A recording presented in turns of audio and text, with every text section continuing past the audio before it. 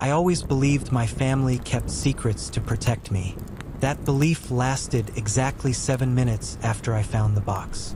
It happened on a quiet Tuesday night, the kind of night where nothing feels important enough to remember later. I was at my parents' house alone, helping my mother pack for a weekend trip she'd suddenly decided to take with my father. They'd left me the spare key like always, trusting me the way they always had. I'd grown up thinking that trust was proof of love. I was wrong. The box was buried behind old photo albums in the hallway closet. I wasn't searching for anything dramatic. I was looking for a passport folder my mom swore she'd left there years ago. When I pulled the albums forward, the cardboard edge scraped my knuckle, and I cursed under my breath. That's when I saw it. Plain brown, taped shut, my name written on top in my mother's handwriting. Not my childhood nickname, not a shortened version.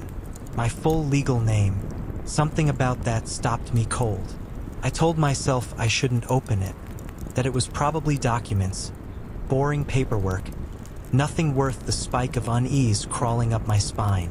But when you grow up in a family that prides itself on being open, anything hidden feels wrong in a way you can't ignore. The tape peeled off too easily.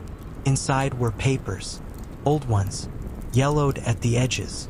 Some folded so many times the creases had nearly torn through. At first, I didn't understand what I was looking at. Legal language, dates, addresses that meant nothing to me. Then I saw one sentence that made my throat close. Cause of death, undetermined. I sat down on the floor. The name on the page wasn't mine. It was my brother's, Evan, my older brother, who I had been told died in a car accident when I was 9. Except this wasn't a traffic report. It was a police document. My hands started shaking as I flipped through the papers faster, panic sharpening my focus. There were statements, witness notes, photos I refused to look at for more than a second. And beneath all of it, a handwritten letter folded neatly, as if someone had opened it and refolded it carefully over and over again. It was addressed to me. The date was from 15 years ago. I didn't remember opening it. The letter wasn't long. That almost made it worse. If you're reading this, then something went wrong. I tried to fix it. I really did. None of this is your fault. Please remember that. No matter what they tell you, there was no signature. I must have read those lines 20 times, hoping my brain would suddenly reject them as fake, as something planted there by mistake. But deep down, something ugly was already clicking into place. Evan hadn't died in a car accident. That story had always felt strangely thin, even when I was a kid. I remembered how my parents never talked about him unless I asked, how they avoided specifics, how family friends went quiet when his name came up. Back then, I thought it was grief. Now it felt like coordination. I drove home in a fog, the box sitting on the passenger seat like it weighed 1,000 pounds. I kept checking my mirrors, half expecting someone to follow me. The thought was irrational, but fear doesn't care about logic once it takes hold. That night, I barely slept. I kept replaying memories, searching for cracks. Evan teaching me how to ride a bike. Evan arguing with my dad at the dinner table. Evan slamming his bedroom door so hard the walls shook. He wasn't perfect. He was intense, moody, but he was protective of me in a way that bordered on obsession sometimes. At least that's how my parents used to describe it. Used to. The next morning, I called my Aunt Claire. If there was anyone who might slip up, it was her. She'd always been terrible at pretending things were fine. When she answered, her voice was bright, casual. Too casual. "Hey, kiddo, everything okay?" "No," I said. "I found something." Silence. Not confusion. Not curiosity. Recognition. "I think you should come over," she said finally. "We shouldn't talk about this on the phone." That was all the confirmation I needed. Her house smelled like coffee and dust, the same way it always had. She poured me a cup I didn't touch. I placed the letter on her table without a word. Her face went pale. "They told me they destroyed that," she whispered. Told you what? I asked. She pressed her lips together, hands shaking. That you didn't need to know. My chest felt tight. Know what? She looked at me like she was choosing between two disasters. Finally, she exhaled. Evan didn't die in an accident, she said. You already know that. What happened? I asked, her eyes filled with tears. They never told us everything, not even me. But the night he died, there was a fight. My heart hammered. Between who? Your parents and Evan. The room felt too small. He was going to leave, she continued. He said he was taking you with him. I laughed once, sharp and disbelieving. That's insane. He was 19. He couldn't just. He could, she said softly. And he thought he had to. The words didn't make sense, but they landed anyway, heavy and wrong. Why? I whispered. She hesitated. Too long. Because Evan believed something terrible had already happened to you, she said. My ears rang. What are you saying? I'm saying, she replied carefully, that Evan thought he failed you, and that he couldn't let it continue. I stood up so fast the chair scraped loudly against the floor. Continue what? I demanded. She flinched. That was when I realized something even worse. Whatever this was, my family hadn't just hidden the truth. They'd agreed on it. I left before she could say anything else. I didn't trust myself to stay. I drove aimlessly, heart pounding, my thoughts spiraling into places I didn't want to go. Every memory suddenly felt suspect. Every rule, every boundary, every moment my parents had been protective. That night, my mother called. Her voice was warm, cheerful. Did you find the passport folder? No, I said, but I found Evan. The silence on the other end was absolute. I know everything, I lied. She didn't ask what that meant. Instead, she said something that chilled me more than any confession could have. Please, she whispered, don't dig this up again. Again. That one word told me this story didn't end with Evan. Started with him. And whatever the truth was, it was big enough that my entire family had built their lives around keeping me away from it. I hung up without answering, because suddenly, I wasn't just asking what happened to my brother. I was asking who I really was in a family that had rewritten reality to keep me calm. And I was starting to fear that the person they'd been protecting wasn't me at all. I didn't go home after that call. I drove until the sky turned orange, then purple, then black, and I still didn't stop. Every mile felt like I was putting distance between myself and the version of my life I'd believed in. The one where my parents were flawed but loving.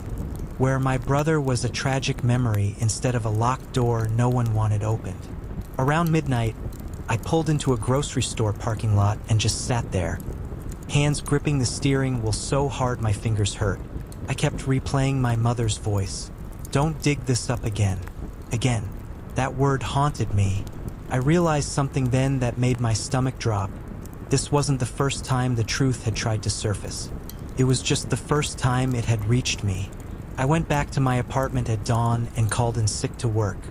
I closed the blinds, turned my phone face down, and spread the contents of the box across my kitchen table. This time, I forced myself to actually read everything. Police reports, redacted statements, a coroner's note that said no clear signs of vehicular impact. Evan hadn't been hit by a car. That alone shattered the official story. Then I found something new tucked into the back of the box. A folded piece of notebook paper, edges frayed, writing uneven like someone had been shaking when they wrote it. It was Evan's handwriting. I recognized it instantly. If you ever find this, it began. I'm sorry I didn't get you out sooner. I thought I had more time. My throat closed. I tried to tell them I knew. I shouldn't have said anything. That's when things changed. If something happens to me, please don't believe what they say. Watch how they act. That's where the truth is. I sat there for a long time, staring at the words until they blurred. Evan knew something. He confronted our parents, and after that, he was gone. I needed answers, but I knew better than to go straight to my parents. Not yet. They'd had 15 years to rehearse their version of the truth. I needed someone who wasn't part of the agreement. There was only one person left. Mark, Evan's best friend. I hadn't seen Mark since the funeral. Back then, he'd been 20 and furious, pacing around the church like a caged animal. I remembered how he'd yelled at my dad in the parking lot before being dragged away by his own parents. At the time, I was too young to understand what he was saying. Now, I wished I'd listened. Took some digging, but I found him. He lived 2 towns over, worked construction, divorced, no kids. I sat outside his house for nearly 20 minutes before knocking, heart racing like I was about to step off a cliff. When he opened the door, his face drained of color. "Jesus," he said quietly. "You look just like him." I swallowed. "I think I need to talk to you." He hesitated, then stepped aside. I wondered when this day would come. That alone told me everything. We sat in his living room, the TV off, sunlight cutting through the blinds. I placed Evan's note on the coffee table between us.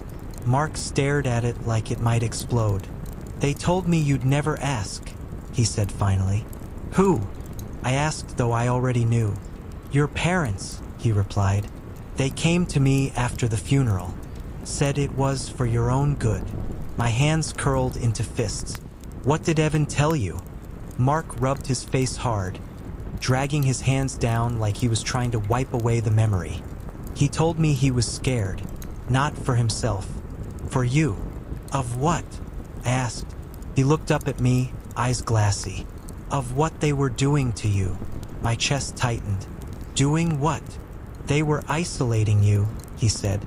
"Controlling who you saw, where you went, what you knew." Evan thought it was getting worse. I shook my head. "That sounds like normal parenting." "No," Mark said firmly. "It wasn't normal. He showed me things." "What things?" Pressed. "Schedules," he said. "Rules written down. Notes about your moods, your behavior." He said your mom kept journals, detailed ones. My skin prickled. "He tried to take you to a counselor once without telling them," Mark continued. "Said he wanted an outside perspective. Your parents found out." I remembered that day.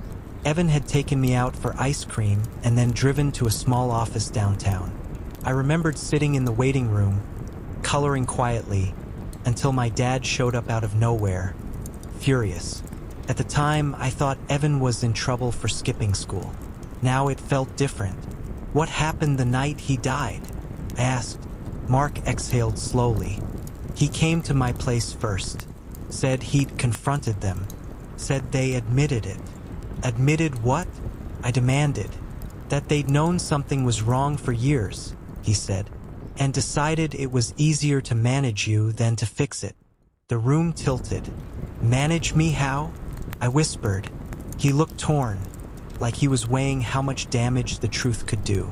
"Medication, doctors who wouldn't ask questions, keeping you dependent, keeping you close." I stood up, pacing. "That's insane. I was a kid." "I know," he said softly. "Evan lost it when he realized. He said he was taking you somewhere safe, somewhere you could actually find out who you were without them controlling it." "So why didn't he?" I asked, voice cracking. Mark's jaw tightened. "Because your dad followed him." The air went cold. "They argued in the driveway," Mark continued. "Evan called me while it was happening. He was yelling.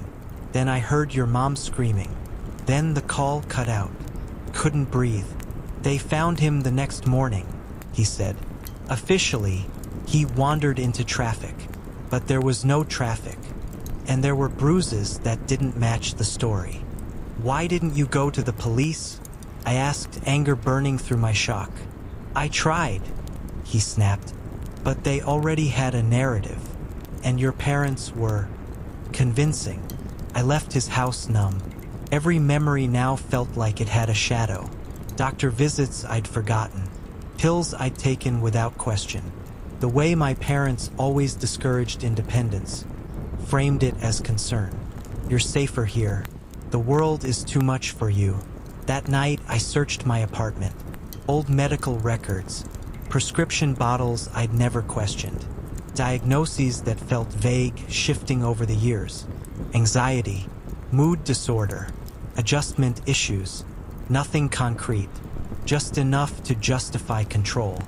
I realized then that the question wasn't whether my parents loved me.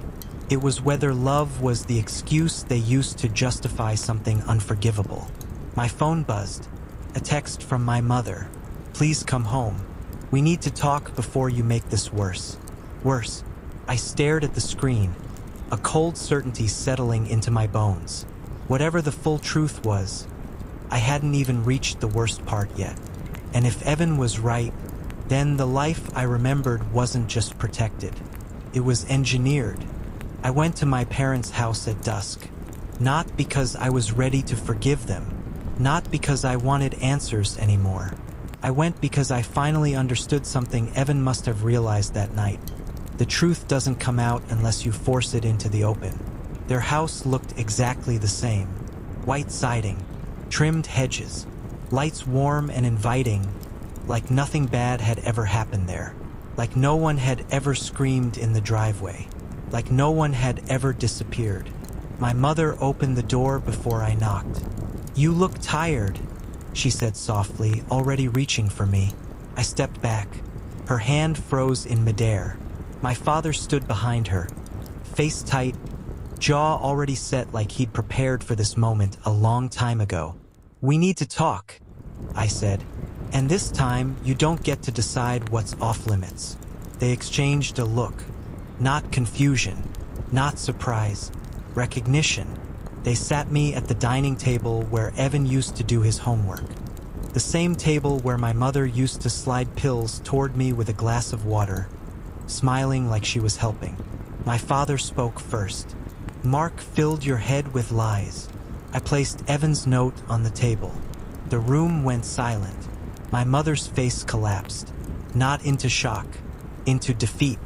"You promised," she whispered, looking at my father. He exhaled slowly, like a man finally putting down a weight he'd carried too long. "We promised we'd never have this conversation." I leaned forward. "Then you shouldn't have killed your son to avoid it." My mother made a sound, half sob, half gasp. "We didn't kill him." "Then start talking," I said. "Now." She reached for the note but stopped herself, hands trembling. Evan wasn't supposed to find out. "Find out what?" I demanded. That's when my father finally looked me in the eye. "You weren't like other kids," he said quietly. My stomach dropped. "You were different," he continued. "Too intense, too perceptive. You noticed things. You remembered things most people didn't. Doctors called it gifted. Others called it problematic." I shook my head. "That doesn't justify." "We were scared," my mother interrupted. "You'd get overwhelmed. You'd spiral. You asked questions we couldn't answer." "So you drugged me?" I snapped. She flinched. "We stabilized you." "By lying?" I shot back. "By isolating me?" My father's voice hardened. "By protecting you from yourself."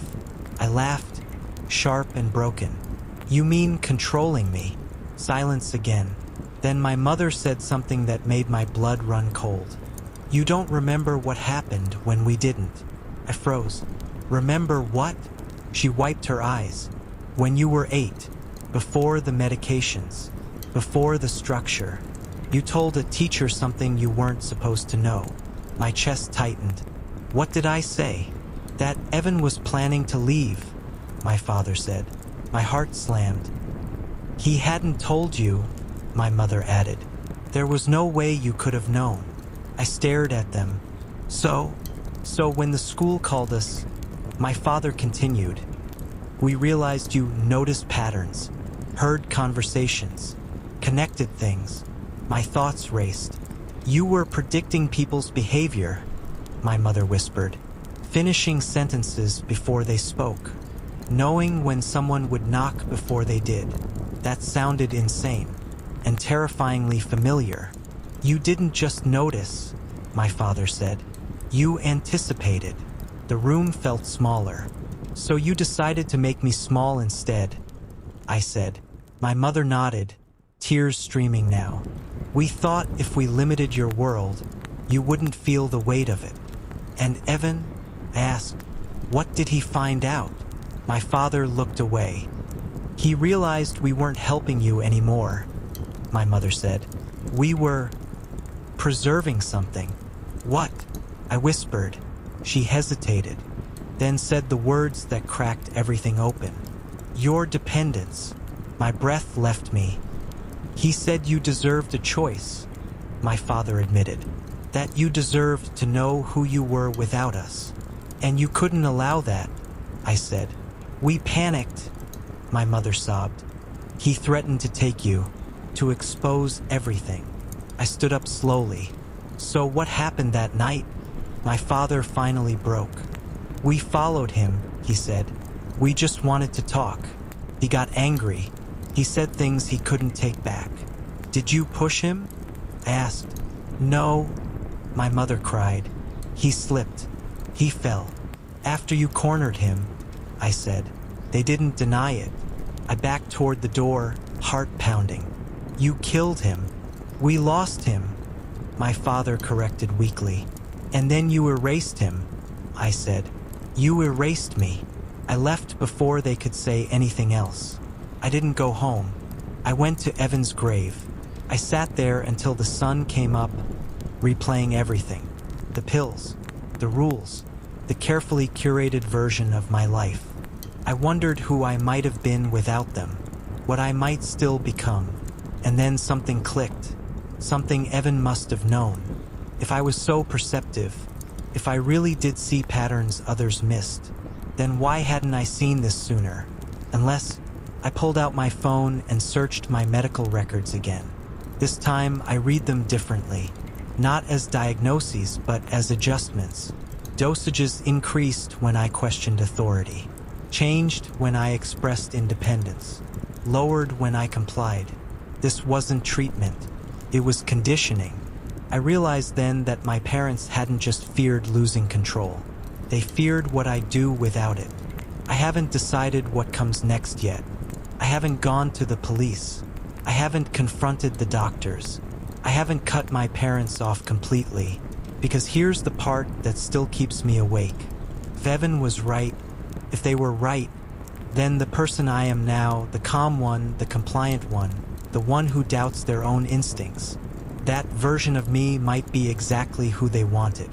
And the real question isn't whether they ruined my life. It's whether I'm brave enough to find out who I was supposed to be, even if it means becoming someone they're terrified of. If the story messed with your head even a little, hit like so more people see it, drop a comment with what you think I should do next because I genuinely don't know, and subscribe so you don't miss what happens if I decide to tear this whole thing open. Luke argued he should get the house because he had kids. Claire countered that she'd sacrificed her career to help our parents. My mother chimed in about fairness. My father mostly reacted with thumbs-up emojis like this was a grocery list. I learned, in under 3 minutes, that my family had already emotionally buried me. The worst message wasn't even about money. It was from my mother. We should be realistic. He's always been independent. He wouldn't want us to be struggling after.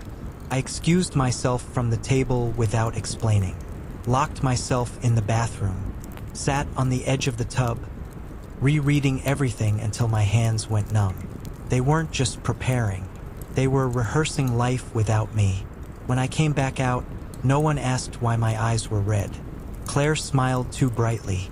Luke avoided eye contact.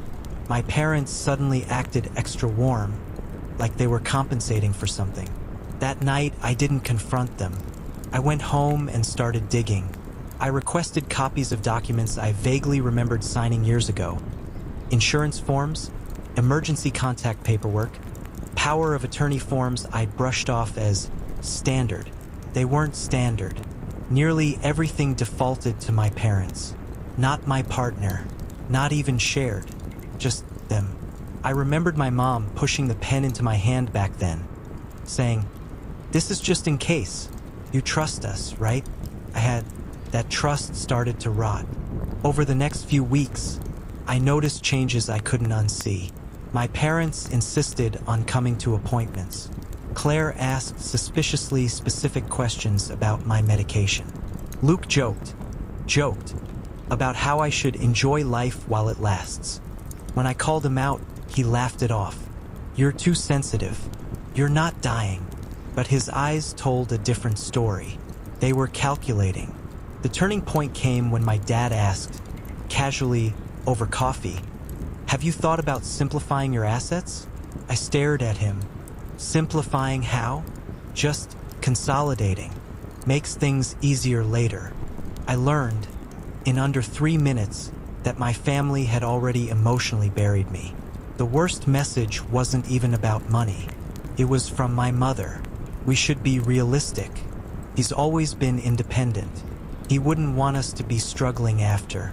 I excused myself from the table without explaining, locked myself in the bathroom, sat on the edge of the tub, rereading everything until my hands went numb. They weren't just preparing. They were rehearsing life without me. When I came back out, no one asked why my eyes were red. Claire smiled too brightly. Luke avoided eye contact. My parents suddenly acted extra warm, like they were compensating for something. That night, I didn't confront them. I went home and started digging. I requested copies of documents I vaguely remembered signing years ago. Insurance forms, emergency contact paperwork, power of attorney forms I'd brushed off as standard. They weren't standard. Nearly everything defaulted to my parents. Not my partner. Not even shared. Just them. I remembered my mom pushing the pen into my hand back then, saying, "This is just in case. You trust us, right?" That trust started to rot. Over the next few weeks, I noticed changes I couldn't unsee. My parents insisted on coming to appointments. Claire asked suspiciously specific questions about my medication. Luke joked about how I should enjoy life while it lasts. When I called him out, he laughed it off. "You're too sensitive. You're not dying." But his eyes told a different story. They were calculating. The turning point came when my dad asked, casually over coffee, "Have you thought about simplifying your assets?" I stared at him. Simplifying how? Just consolidating. Makes things easier later. Later for who? I asked. He paused. Too long. For everyone. That night, I made a decision. I hired a lawyer. Not the family one. Not the one my parents trusted. A quiet woman named Marissa who listened without interrupting while I laid everything out. The diagnosis, the group chat, the pressure, the paperwork. When I finished, she folded her hands and said, "You're not imagining this." My throat tightened. "So I'm not paranoid."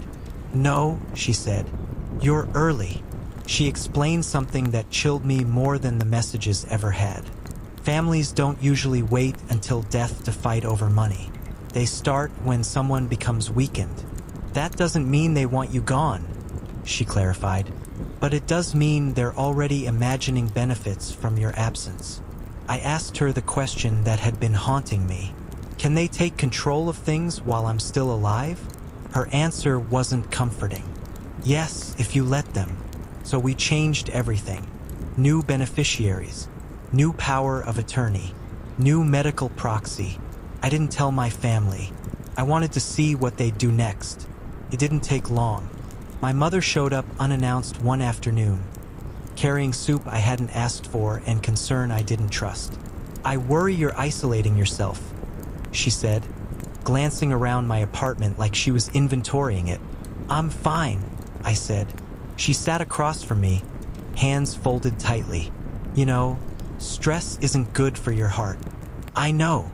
And big decisions, financial ones, can be stressful." I met her eyes. "What decisions?" She smiled thinly. "I just mean, if something happened, we wouldn't want things to be complicated." There it was. Not if I wanted help. if something happened. I realized then that this wasn't just about inheritance. It was about control. Who would speak for me? Who would decide for me? Who would benefit if I couldn't? That night, Claire called. "You've been distant," she said. "We're worried." "Worried about me?" I asked. She hesitated. "About everything." I almost told her I knew. Instead, I said, "I'm reviewing my affairs." Her breath caught, just barely. "With who?" she asked. "A lawyer." Silence. Then, too casually, "Which one?" I smiled to myself. And that's when I understood something terrifyingly clear. They weren't afraid of losing me. They were afraid of losing what came after me. And I had a feeling this was only the beginning. I didn't confront them after that call with Claire. I didn't warn them. I didn't hint. I watched. Once you see people as potential beneficiaries instead of family, their behavior sharpens into something ugly and precise. Every word gains an edge. Every gesture starts to look like positioning. The next few weeks felt like living inside a quiet psychological experiment where I was the subject and they were the observers, except I was finally aware of it. Luke stopped joking. He started checking in. "How are you feeling today? Did the doctor say anything new?" "You should really rest more." Always followed by suggestions. "Sell the car, it's stressful to maintain." "Move closer to our parents, it's safer." "Let mom handle your bills." "It's a lot right now." Each suggestion came wrapped in concern, but the pattern was unmistakable. They wanted my life smaller. Claire, on the other hand, took a different route. She became emotional. She'd call late at night, voice soft, almost fragile. She talked about childhood memories, about how scared she was of losing me, about how I was the glue of the family. And then, inevitably, she'd say things like, "If something happened to you, I don't know how I'd cope." Or, "I just want to make sure everything's settled."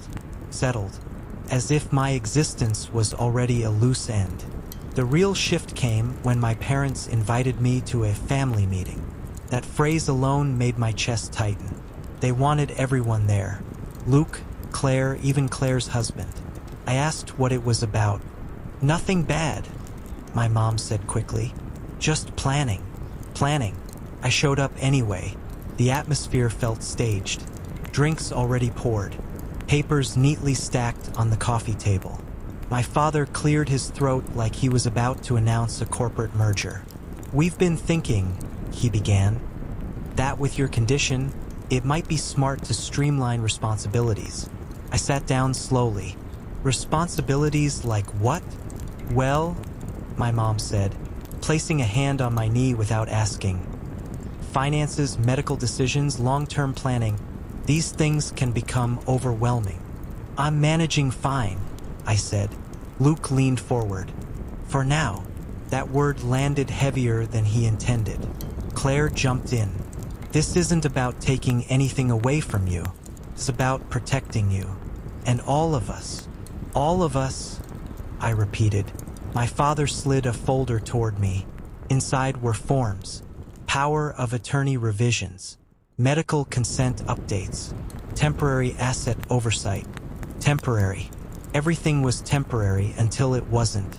I flipped through the pages in silence while my heart pounded so loudly I wondered if they could hear it. "What happens if I don't sign these?" I asked calmly. The room stiffened. My mom smiled too fast. "Why wouldn't you?" "Just curious." My father exhaled. "Then things could get complicated. In emergencies." "Complicated for who?" I asked again. No one answered. That was the moment I understood how close I was to losing autonomy without ever being declared incapable. Not through malice, through consensus. Families don't need villains. They just need agreement. "I'll review these," I said, closing the folder.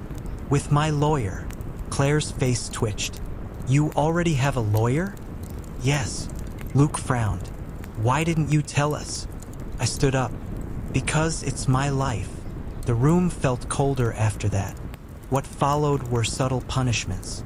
Calls unanswered. plans canceled, conversations that stopped when I entered rooms. I became an outsider in my own family, not because I'd done anything wrong, but because I disrupted the narrative they were writing without me. Then came the hospital incident. I'd gone in for routine tests, nothing dramatic, but when I woke up from a minor procedure, groggy and disoriented, I saw my mother at my bedside. Relief washed over me until I noticed the clipboard in her hand. "I signed you in," she said gently. "You were out of it." I tried to sit up. "What did you sign?" "Just consent forms." "Don't worry." My chest tightened. "What forms?" She avoided my eyes. "Standard ones." Later, when the nurse returned, I asked for copies. They weren't standard. One of them temporarily authorized my parents to make medical decisions if I was deemed confused or distressed. That phrase was vague enough to mean anything. I revoked it immediately. The nurse looked uncomfortable. "Your mother said you requested it." "No," I said. "She requested it." The nurse nodded slowly. "I'll note that." When my mom found out, she cried. "Actual tears." "I was just trying to help," she said, voice shaking. "Why are you pushing us away?" I almost believed her. That's the dangerous part, when manipulation wears the face of love. I stopped sharing details after that. No more appointment updates. No more medication names. No more timelines. The less they knew, the calmer I felt. Then something unexpected happened. Marissa, the lawyer, called me one evening. "There's been an inquiry," she said. "From who?" She paused. "Your sister's husband." My stomach dropped. "About what?" "About whether any changes to your estate documents could be contested." The room felt like it tilted. "They're already planning to challenge it?" I asked. "Not yet," she said carefully, "but they're testing the ground." That was it. Any remaining doubt dissolved. This wasn't fear-driven concern. This was strategy. I realized then that my family wasn't waiting for me to die. They were preparing for the possibility that I wouldn't comply. And compliance to them meant surrender. I started documenting everything. Dates, calls, messages, hospital visits. Patterns emerged that made my skin crawl. Every time my condition was described as stable, interest waned. Every time there was uncertainty, attention spiked. Concern correlated with opportunity. The final straw came during another family dinner, this one quieter, heavier. Claire's husband raised his glass and said, "To clarity, in uncertain times." Everyone nodded. Everyone except me. I looked around that table and saw something I'd never noticed before. They weren't imagining life without me anymore.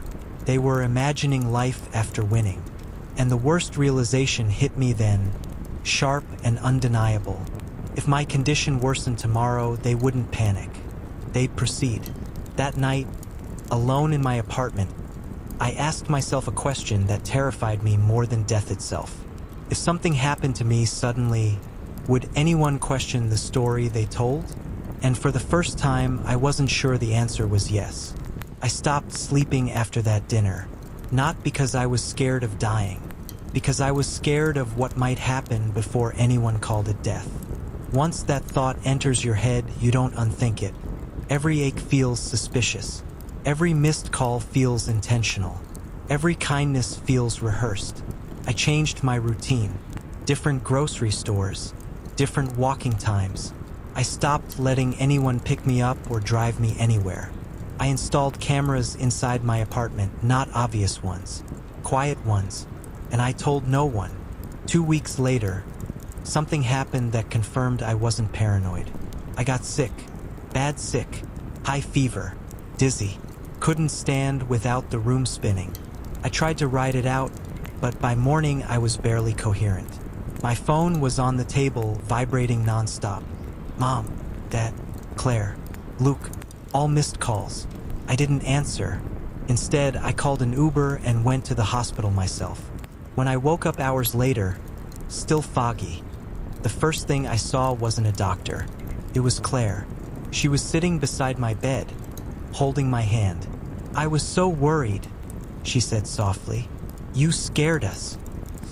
"How did you know I was here?" I asked. She smiled. "Mom called the hospitals." I frowned. "I didn't tell her." Claire brushed it off. "Families worry. You know that." But something felt wrong. Very wrong. When the nurse came in, Claire immediately stood up and said, "I'll step out so you can talk." The nurse checked my vitals, then leaned in slightly. "Do you want me to restrict visitors?" she asked quietly. I looked at her. "Why?" She hesitated. "Because your sister requested access to your records this morning." My heart skipped. "Did you give it to her?" I asked. "No," the nurse said, but she was very persistent. When Claire came back in, I was sitting up straighter. "Why were you asking for my records?" I asked calmly. Her face didn't change, but her eyes did. "I was just trying to help coordinate," she said. In case what?" Pressed. She sighed like I was being difficult. "In case things went downhill." Downhill. I stared at her and realized something terrifying. She wasn't anxious. She was prepared. That night, I checked the camera footage from my apartment. Nothing unusual at first. Then I rewound to the day before I got sick. Luke had been there. He'd said he was just checking in because he was nearby. I hadn't thought much of it at the time. On the footage, I watched him walk into my kitchen, open my fridge, pause, look around, then very casually drop something into my water pitcher. My hands started shaking so badly I had to pause the video. I replayed it 3 times. There was no accident. No confusión. It was deliberate. I didn't go to the police. Not yet. Instead, I sent the footage to Marissa. Her reply came 10 minutes later. "Do not confront anyone. Do not tell your family, you know. We need to act carefully." Carefully. That word again. I was discharged 2 days later. Everyone showed up. Flowers, food, concerned faces. Luke hugged me longer than necessary. "You gave us a scare, man." I smiled back. Claire kissed my cheek.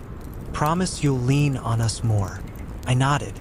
And for the first time since all this began, I understood the power dynamic had shifted. They thought I was weak. They thought they were ahead. That's when I made my decision. I invited them all over the following weekend. Said I wanted to clear the air. They came relieved, confident. I let them talk. Let them apologize vaguely. Let them explain how stress made people do strange things. Then I connected my laptop to the TV. "I just want to show you something," I said. The room went quiet as the footage played. Luke's face drained of color. My mother's hand flew to her mouth. Claire stood up slowly. "What is this?" "This," I said, "is attempted poisoning." Luke started shouting. "That's not what it looks like." I paused the video. "Then explain it." Silence. Heavy. Absolute. My father whispered, "Luke?" Claire turned to him. "You said it was just medication." That word hit the room like a gunshot. Medication. I looked at her. "What did you think he was doing?" She froze. In that moment, I saw it clearly. They hadn't planned together. They'd planned around each other. Luke thought he was helping speed things along. Claire thought she was managing risk. My parents thought they were staying out of it. No mastermind. Just overlapping selfishness. I stood up. "I've already sent this footage to my lawyer." My mother collapsed onto the couch, sobbing. Luke tried to approach me. "You don't understand." I stepped back. "Don't." I told them they had one chance. Leave quietly. No contact. No interference. If they violated it, everything would go public. They left in silence. That was months ago. Luke is under investigation. Claire stopped calling entirely. My parents send messages that start with love and end with guilt. I'm alone now, but I'm alive. And here's the part one still can't wrap my head around. The part that keeps me awake at night. If I hadn't installed those cameras, if I'd trusted family, one more time, no one would have questioned the story. So tell me, do you think they meant to kill me, or do you think they were just willing to see what happened? Comment what you think really crossed the line here, and if you made it this far, subscribe so you don't miss what comes next, because some truths only surface when strangers are watching.